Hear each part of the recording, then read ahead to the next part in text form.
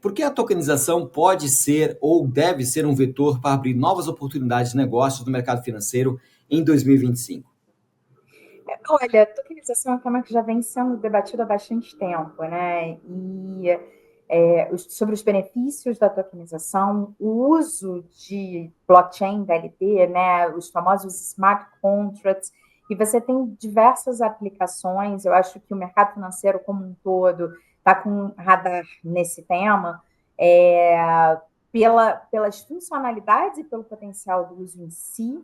E também eu acredito que o regulador brasileiro está com uma agenda muito positiva para isso, tanto Banco Central quanto CVM, né? CVM, você tem ali as iniciativas do sandbox regulatório, que a Bifor, né, inclusive, faz parte, testando aplicações práticas do uso da tecnologia, buscando os benefícios disso, eu entro no detalhe logo mais. E no caso do Banco Central, a gente tem principalmente aí o piloto do Drex, também, né? Lá em 2022 teve marco legal dos criptoativos, recentemente a consulta, né, do Vasco, os prestadores de serviço nesse segmento. Eu acho que o mercado como um todo tem discutido muito, os reguladores têm recebido os participantes de mercado para entender visões, discutir como que essas redes, né, com diferentes participantes, vão funcionar na prática, como que vai se dar a governança nos papéis, que isso é super importante para ter certeza que todas as regras, né, do sistema financeiro, dos sistemas de negociação, de balcão organizado, de bolsa, uma vez aplicada a tecnologia, né, em alguma extensão, em como que isso tudo vai se comportar preservando os conceitos para proteger os investidores, para manter a estabilidade do sistema. Então, a gente está vivendo, eu diria que uma temporada de muito diálogo, muita discussão sobre qual vai ser o potencial disso tudo. E eu acho que a gente tem um privilégio no Brasil de ter reguladores tão estudiosos, tão abertos, né, nessas novas matérias, né, e potenciais usos para o avanço do mercado de capitais. Conceitualmente, por que a tokenização ou por que a utilização dessa tecnologia pode favorecer o mercado financeiro no sentido de ampliar o acesso dos agentes de mercado no lado da demanda e no lado da oferta às opções que existem em termos de produtos e serviços? Olha, a tecnologia em si, você tem aquele benefício de fracionar os tokens e vender porções menores. Então, determinado segmento, você pensa em segmento imobiliário, você torna algumas classes de ativos, alguns instrumentos mais acessíveis para um público mais amplo. Quando você traz um público mais amplo, você necessariamente traz o tema que é inclusão financeira, que é muito caro, né, para os reguladores e para os participantes de mercado. Você traz ali uma abertura para a criação de mais liquidez em determinados segmentos, esse é um benefício. A questão da imutabilidade, da rastreabilidade do ponto de vista da tecnologia, faz com que você consiga implementar a tecnologia em determinados modelos de negócio, trazendo transparência e a possibilidade de auditar essa trilha, né? Do tipo, você faz transações subsequentes, você consegue entender, né, como que isso se dá, e aí você consegue oferecer um olhar de observância para os reguladores, né? E os smart contracts, de forma geral, a partir do momento que você pensa que você pode ter o que a gente chama de oráculo externo, né? Pode até ser um sistema externo, uma outra rede que faz uma ação, né?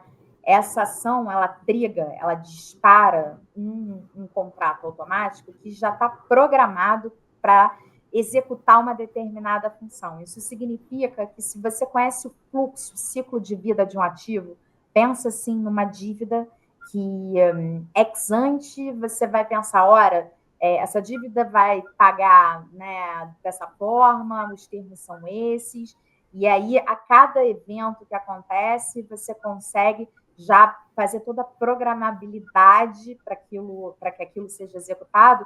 Isso reduz uma carga de trabalho operacional muito grande. Então, assim, você tem desde eficiências operacionais em processos em que você pode mitigar erros, né? Às vezes rotinas manuais em algumas situações e integrar melhor os sistemas e trazer eficiência nisso, até a questão do acesso, até a questão da auditoria que eu comentei. Então, são N possibilidades e faz com que o mercado financeiro, que tem muito processo, digamos assim, de back-office, né, e muitos participantes envolvidos no fluxo de uma série de transações, que esse mercado tenha um olhar entusiasmado para isso, porque vai dizer, ora, como que a gente vai olhar nossos sistemas legados, como que a gente vai olhar nossas rotinas operacionais, e o que a gente pode trazer de novo para trazer eficiência, né, mais produtividade, e necessariamente na escala do uso disso tudo, redução de custo, né? As diversas características que você colocou, Patrícia, parecem, eu como leigo entender, que a forma de você acessar essa ferramenta ou essa tecnologia, ela vai deixar de ser um diferencial para ser apenas a questão de você entrar no jogo. Você vai ter que ter, de alguma forma, essa tecnologia ou produtos e serviços amparados nessa tecnologia para estar no jogo, para depois aí você avançar. É isso mesmo? A gente pode imaginar que isso vai acontecer com o mercado financeiro? Eu acho que se fala muito em tokenização, Zé, porque é algo relativamente novo, né, que Isso. vem sendo discutido. Teve uma época em que se falava muito do potencial, agora a gente já vai tendo aí algumas aplicações práticas, inclusive eu acho que o piloto do Banco Central, ali com o Drex, né, que é a moeda digital de Banco Central, Isso. é super relevante nesse contexto, mas mais para frente eu acho que a gente vai falar menos de tokenização, porque é como se já tivesse inerente nas infraestruturas gerais do mercado, né? E é uma tecnologia que vai conversar com outras tecnologias que a gente já utiliza e novas que a gente vem a utilizar no futuro, né? Eu acho que a gente enxerga aqui a tokenização muito como um meio, né? E entende também que, como tudo que é novo, as aplicações práticas, a abordagem tem que ser uma abordagem responsável no ponto de vista de entender como isso conversa com sistemas legados, como isso conversa com o que já é rotina dos participantes de mercado, para que seja execuível em termos de implementação. Porque às vezes a gente fala, poxa, eu vejo muito olhando para a Before, né? Daria para a gente fazer um monte de coisa no DLT de A a Z? Certamente daria para fazer muito mais coisa, né? Pelo potencial da tecnologia, mas será que os participantes de mercado já estão prontos para aplicar uma série dessas rotinas? Porque a gente vai fazer conjunto, né? Você pensa num mercado, né, de negociação de ações, que é o nosso caso. Para sair uma negociação de compra e venda, você tem o bastidor, desde antes da negociação, durante a negociação e o pós-negociação. Isso envolve corretora, isso envolve escriturador, você tem custodiante, você tem uma série de participantes envolvidos, né? Alguns desses participantes, né, eu ouso dizer que vão passar por uma releitura, né? Eu acho que se fala muito em reduzir os intermediários e com isso reduzir o custo, né, das transações. Existem segmentos e segmentos, existem segmentos que você consegue ver isso de forma mais clara e outros não. Por exemplo, no caso da Before, um exemplo prático que a gente fez, o escriturador, né, ele que é uma figura que é responsável por cuidar do livro das empresas, ou seja, a parte societária, garantir que 100%, né, é 100%. Imagina assim, uma empresa vai abrir capital, vai fazer uma oferta pública, aí vai ter lá 10% do teu capital social disponível para negociação dos investidores, é o que a gente chama de free float, né? Vai ter lá 10% em free float. É obrigatório que uma empresa que vai abrir capital tenha 100% do teu capital social controlado por um escriturador. Por quê? Porque o que é controlado por um escriturador é necessariamente verdade. Vai que acontece alguma transação paralela e 100% vira 110, 120, isso é fraude, né? Então, ele tem esse papel ali regulatório disso, e ele, inclusive, tem uma resolução da CVM que vê tudo que ele faz. O regulador, o escriturador aqui na Before, ele tem um nó na nossa rede. Toda vez que a gente faz uma negociação de compra e venda, que os tokens, que são as ações tokenizadas, para cada ação, um token, né, representando aquela ação que a gente chama de escritural. Tá? Para cada negociação que a gente faz, que os tokens mudam de mão, o escriturador, né, lê direto no nó, ele tem um nó na infraestrutura dele, que a gente implica o negócio logo que liquidou, e ele concilia com o sistema dele, que controla o livro da empresa, faz ali a atualização, fica updated, né? E aí dá um sinal para a rede, tá tudo bem, as posições dos investidores todas aqui no livro estão atualizadas, você pode começar um novo ciclo de negociação.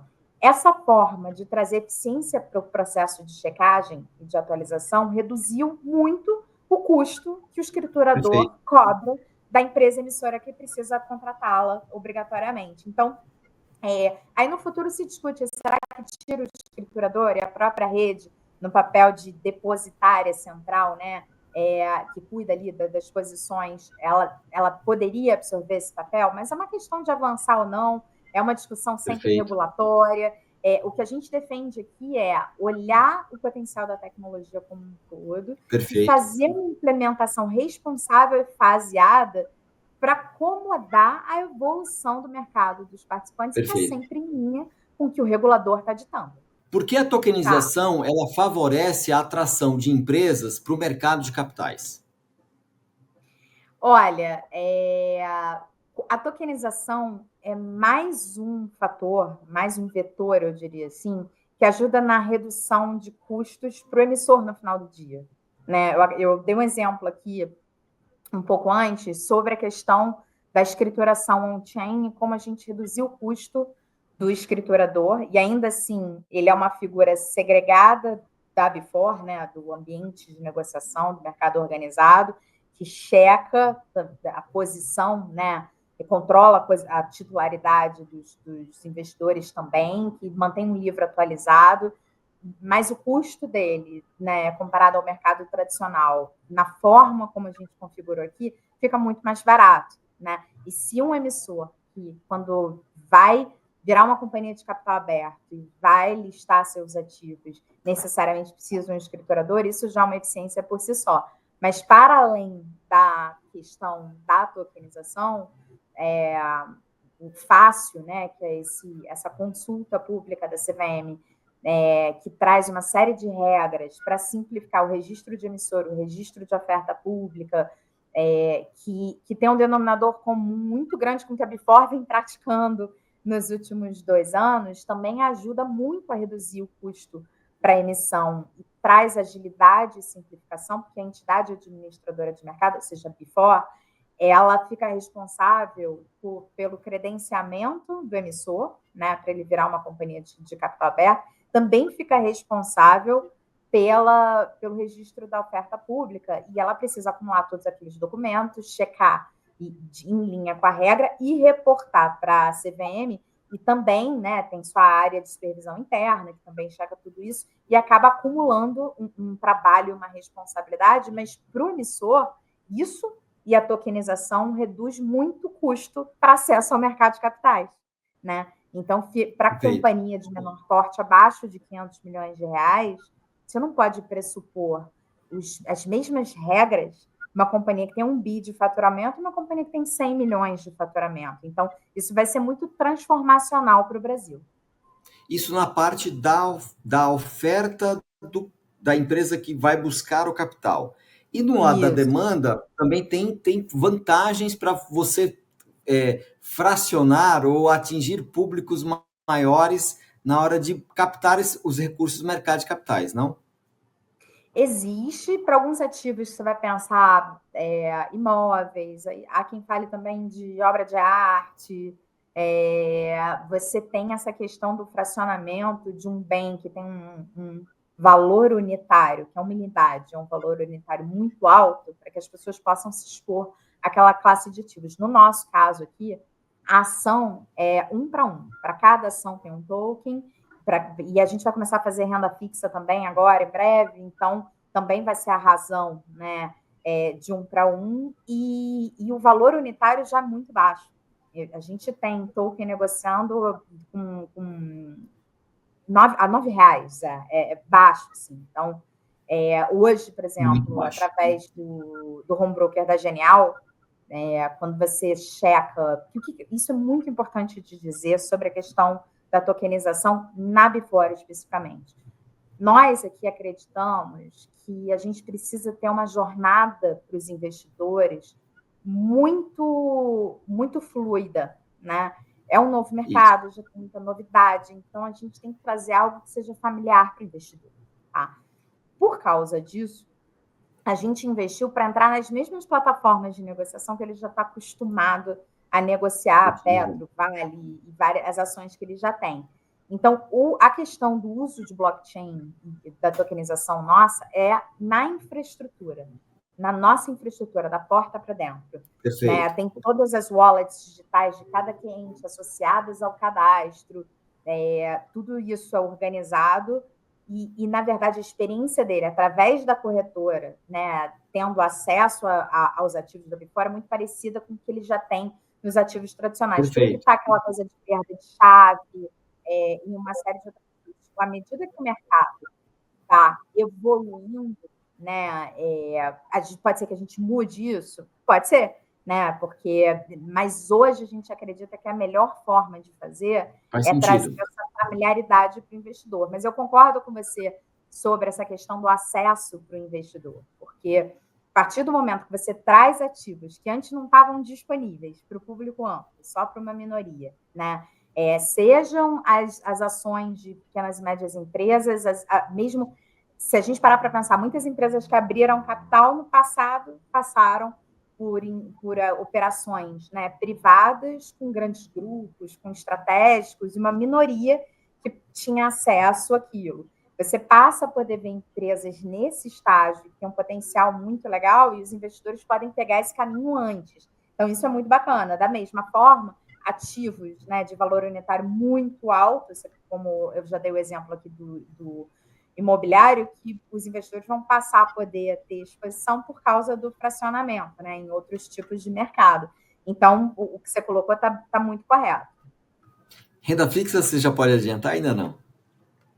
A gente vai ficar no campo mais de debêntures e notas comerciais nesse início, mas mais debêntures e a gente vai fazer tudo que for objeto de oferta pública. Por isso que eu digo que são mais debêntures simples e incentivadas, porque até que o fácil, né, o regime fácil se torne resolução, a infraestrutura no mercado que hoje é autorizada, fazer a oferta pública com regras simplificadas, ou seja, a empresa tem que ser uma SA, auditoria do ano anterior, né, contar ali com assessoria jurídica, tem algumas regras assim, específicas, mas são regras mais simples.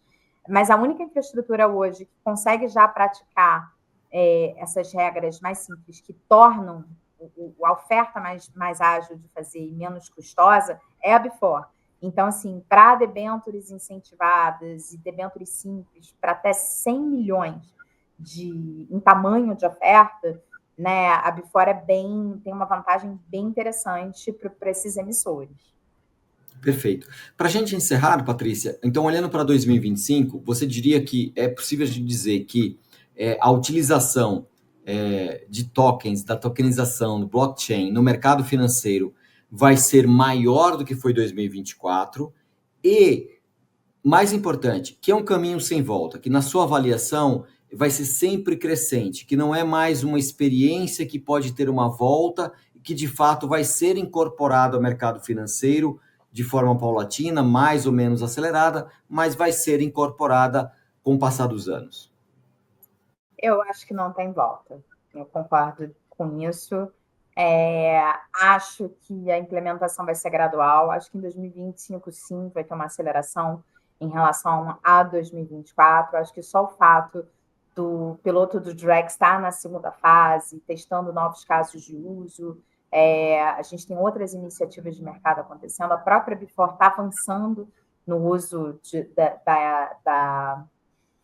da tecnologia, a gente tem hoje o escriturador na rede, a gente está parametrizando, né, tanto corretoras para terem funções práticas da fase que a gente chama de post-trading na rede, como estamos começando a parametrizar também a parte de liquidação, não com moeda digital, mas as mensagerias junto com a câmera, né? Do tipo, para a gente simplificar as rotinas operacionais ali que acontecem para a gente efetivamente fazer uma liquidação dentro de uma infraestrutura regulada. Tá?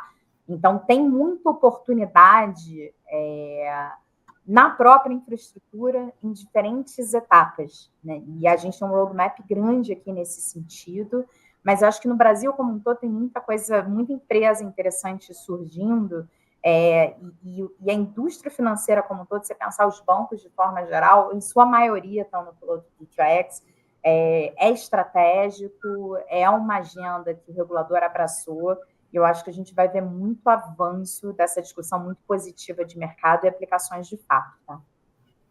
Perfeito. Algo mais que eu acabei não perguntando que você gostaria de ressaltar? Eu acho que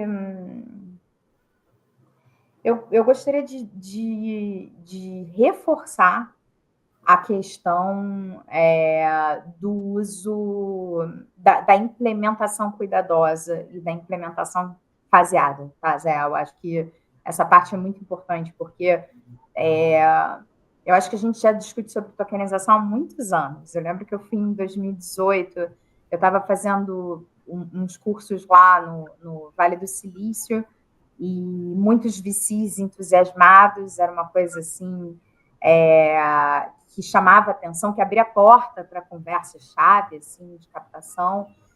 Depois, em 2019, teve até um mau humor na época sobre isso, porque acho que teve um buzz muito forte.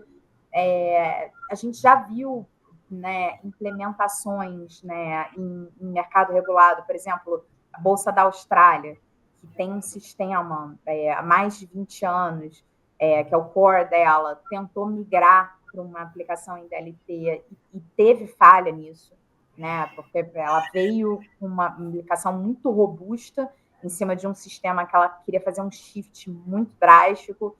Isso fez com que eles tivessem uma perda de 250 milhões de dólares australianos ao longo de 2026 e, se eu não me engano, 2023, quando eles tiveram um write-off. Isso, inclusive, está sendo muito discutido lá.